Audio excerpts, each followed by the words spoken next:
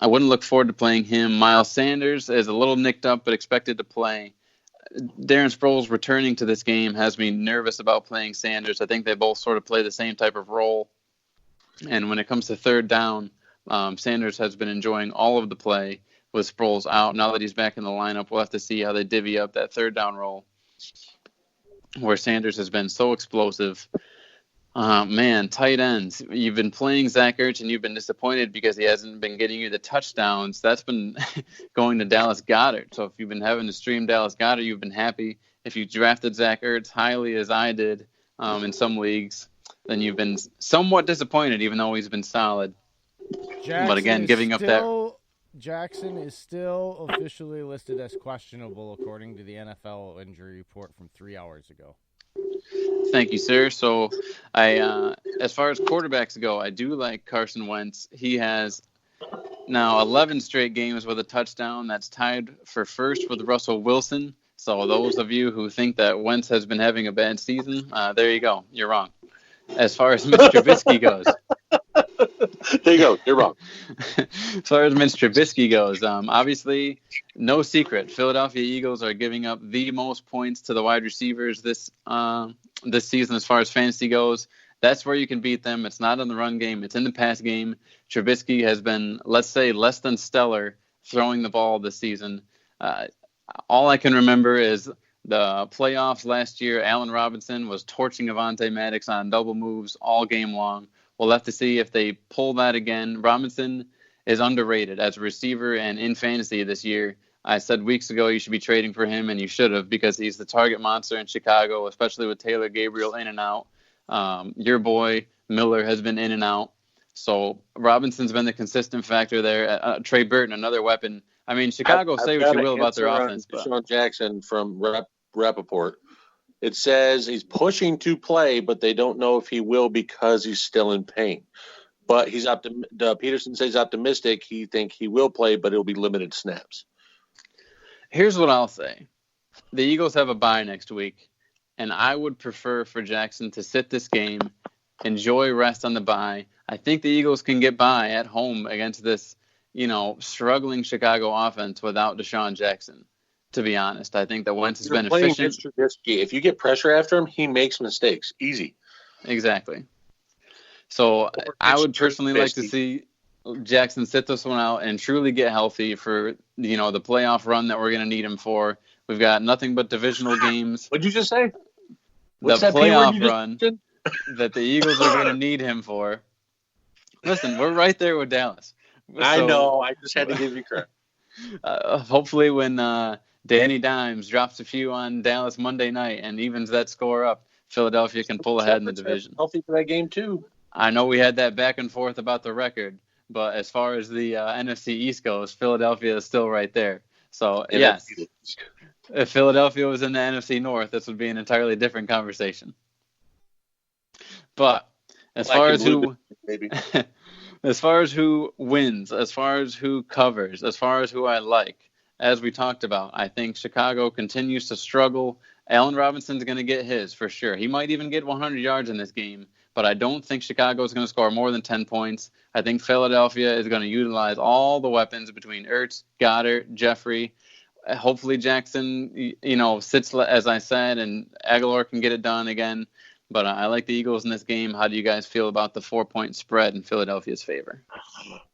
So there's one factor I'm pointing out here that had a pretty significant pass rush in the playoff rematch from last year.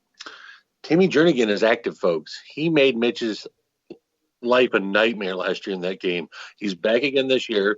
They still have problems with interior linemen. They have a backup playing for Kyle Long.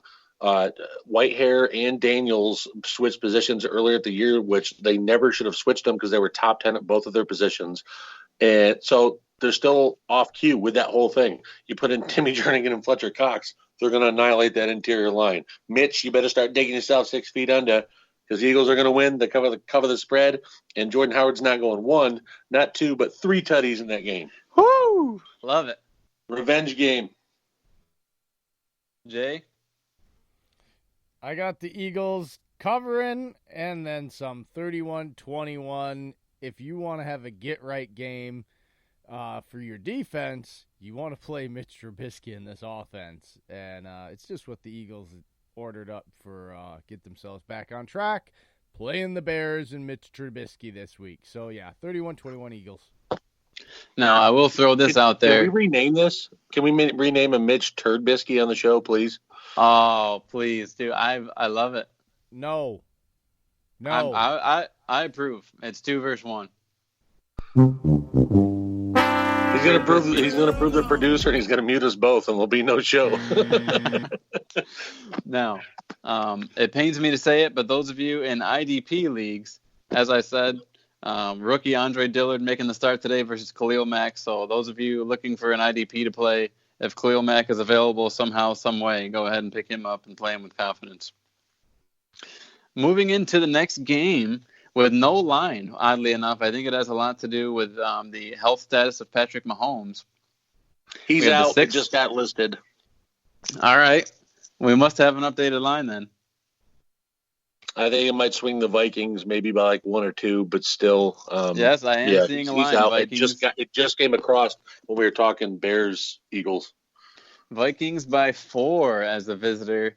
Over under of 46.5 with Patrick Mahomes sitting out, according to PreGame.com. So there you have it. Patrick Mahomes ruled out. Minnesota Vikings officially favored by 4. Vikings sitting at 6-2, right behind your beloved Packers. KC sitting at 5-3, looking to stay relevant in a pretty tough division there. You've got the Raiders, you've got the Chargers and Broncos all looking to make a run with Mahomes sitting out. Matt Moore is facing the 5th total defense. So that's what you need to know for this game as far as Kansas City's offensive side of the ball. Minnesota has been playing hot on defense. Matt Moore has been serviceable, will hopefully continue to be serviceable under Andy Reid. I know he's going to scheme, obviously, to make as few mistakes as possible. Travis Kelce is going to be the key factor on the Kansas City side of the ball. Kelce has less than 50 yards only once this season. He's been a huge part. If you've been playing him in fantasy, you've been a little disappointed as far as touchdowns go, but you've not been disappointed yardage-wise and catch-wise. On Minnesota's side of the ball, I mean, Dalvin Cook owners rejoice. KC has allowed more rush yards than all but 2 teams thus far. I think you can play Dalvin Cook with a sombrero on and maracas because it's going to be a fiesta today. I don't know if it makes a difference, Dillon, but Chris Jones is starting today. He's back. Well, I think it does make a difference. I think it definitely boosts. He's a guy who not only plays well, but he's a locker room guy from what I can see. Yeah, he gets those guys fired up. When he makes a play, they all come over and celebrate with him. So you can tell he's a big part of the team. I believe he might even be a captain. So, yeah, that definitely works in KC's favor, but it doesn't really affect what I think is going to be a big day for Dalvin Cook. An interesting stat for Stephon Diggs here, guys. For those of you looking to play Stephon Diggs, according to ESPN, Stephon Diggs since 2016 has an average fantasy points per game that is 25% less when he plays outside of the NFC North. So for whatever reason, whether it's the way he breaks down tape or familiarity with the quarterback and the way he plays other defenses, Stephon Diggs, 25% less good outside of the division.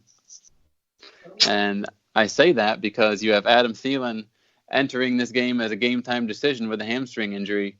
So it might be a disappointing game through the air. And they said he's looking more likely, but they said he might get limited snap counts too from what I was reading. I don't mean to interrupt you, Dillon. I'm just trying to update some people on that. Thielen, from what I was reading, he's looking better than what they wanted him to, but they're still going to be worried because a hamstring for a wide receiver is just as bad as turf toe. You re-aggravate that over a couple weeks, you're going to be having it for the rest of the season. Oh yeah, he could easily run one route.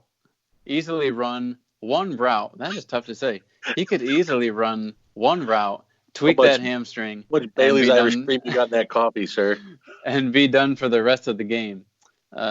So I think, especially what we've talked about earlier with Kirk Cousins and how he does not perform. Well, no, that doesn't apply. My mistake. He's bad in prime time. I will say this, an interesting nugget for Cousins: 0-6-1 with Minnesota on the road against the spread and straight up against teams entering with a winning record. So when it comes to the spread, it might not be safe to take the Vikings this time around. You got the Chiefs entering 5-3, so Drop 3 straight. You got to think they're going to try to play their bets off to try and get a win to stay in the playoff race. the tough part is just, you look at matchups, and Shady has been struggling. Damian Williams has been spotty. We don't know when and when not they're going to use Darrell Williams. So as far as the Chiefs' offense goes, yeah, Travis Kelce's going to get his, but the rest is kind of boom or bust with Tyreek Hill and those receivers. You know what I noticed, though, the past couple of weeks is Matt Moore with Green Bay, he didn't take as many shots downfield. I'm talking about deep throws. He only had the Travis Kelce touchdown, and that was maybe 25, 30 yards. I'm talking about the Denver game. If you watched him come in, he was slinging the ball 30-plus yards on throws. And Minnesota, they have our history this year of giving up some big plays. Marvin Jones just had 4 touchdowns against Xavier Rhodes. So the roads are open, folks.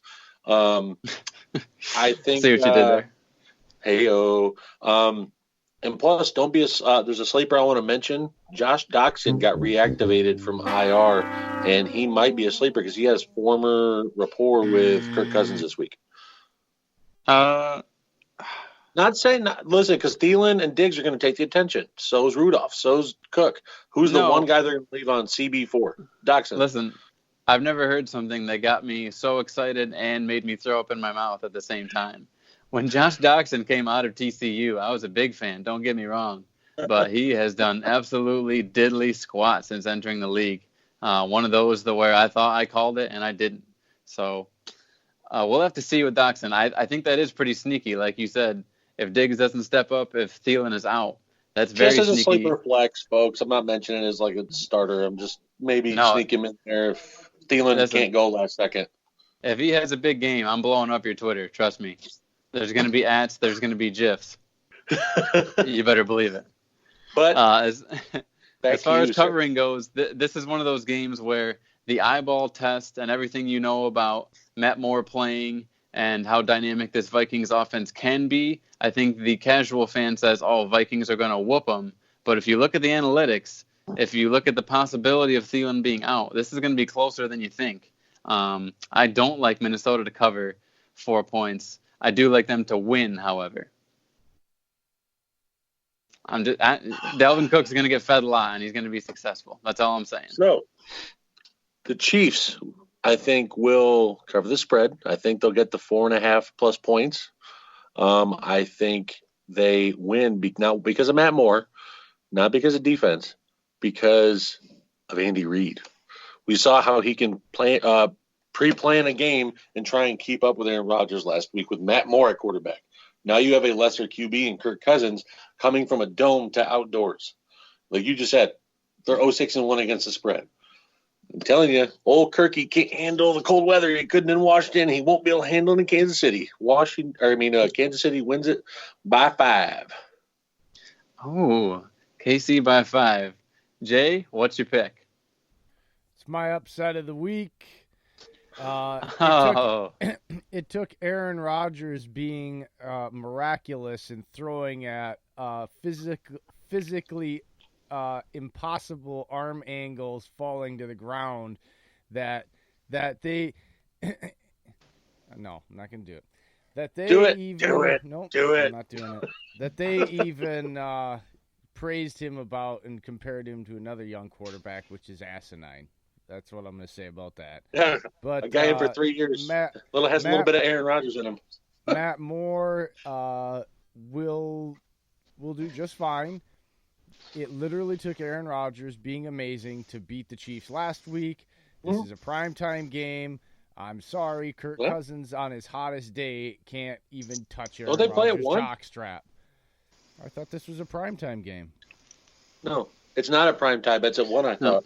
Yeah, I brought that up earlier, and I was mistaken, Jay. My bad. I gave you the old. Well, it doesn't matter. It doesn't matter because it still doesn't change the fact that Andy Reid will have this game planned, and it'll put too much pressure on Kurt. And again, my theme for this week is regression to the mean. Kurt's been on a 4-game hot streak, playing a bunch of crappy against teams. Lesser teams. This is a very good offensive team, even with the Alex Smith playbook with Matt Moore.